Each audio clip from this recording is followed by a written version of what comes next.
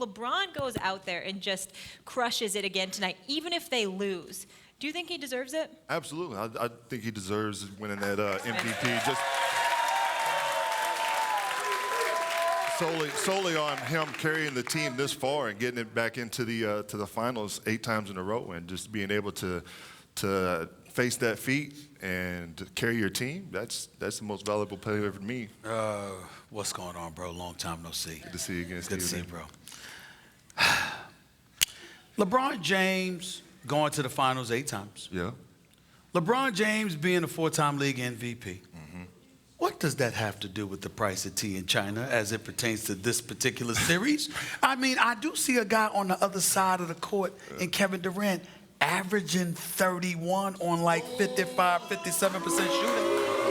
I mean, and he's winning. And he's winning. He said he wants no parts of LeBron earlier in the series. Game 1, he did. He didn't. He didn't want any parts of LeBron. I'm going to give respect where respect is due. You know me. I'm going to call it like I see it. LeBron returned the favor game 3. LeBron, that's right. LeBron, he didn't want any parts of LeBron in game 1, and I called him on it.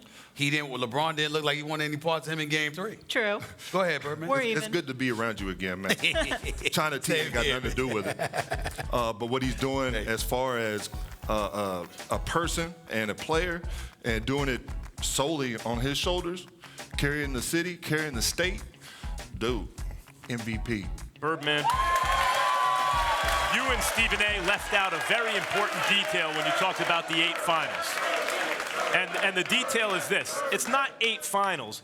It's 8 finals in a row. In a row. It's 9 finals altogether. 8 in a row. You got to go back to Bill Russell. It doesn't happen. He's been amazing. I want to read happens in this conference. I did this the other day, but I want to read something to you, Birdman. 43, 13, and 7. Okay? This is points, rebounds, and assists. 46, 12, and 5. 44, 10, and 8. 45, 9, and 7. 43, 14, and 8. 42, 10, and 12. 46, 11, and 9. 51, 8, and 8.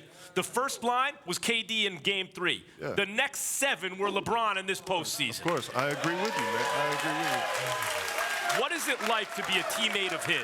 In the moments when, I know it wasn't the same in the Heat because you guys were favored a lot, but in the moments where it feels like maybe the other team has the upper hand, what's it like to have him as a teammate? It's very inspirational to have him as a teammate just because he is the greatest of all time. Well, it's not getting hysterical. Hey. At this moment, compared with Jordan, at this moment, he is still young. He still has many years to play in this league, Stephen A. So, I mean, he's going to be able to surpass him. But at this moment, he is the GOAT. And to be able to play with him and be inspired by his IQ of the game, his knowledge. Can you give specific examples of how that manifested itself in the locker room, off the court? Where did he come over? Like, is there a moment where you needed something that he gave it to you, or was it just looking to him for inspiration? I think it was more of his phenomenal account of confidence and just having the mentality that he knows he's the greatest player, and that rubbing off on his teammates and everybody just collecting and gathering that energy and being able to go out there and accomplish what we did. What do you have to say to people, Stephen, let me just get in here real quick, that say, because some people say that LeBron actually hurts teammates.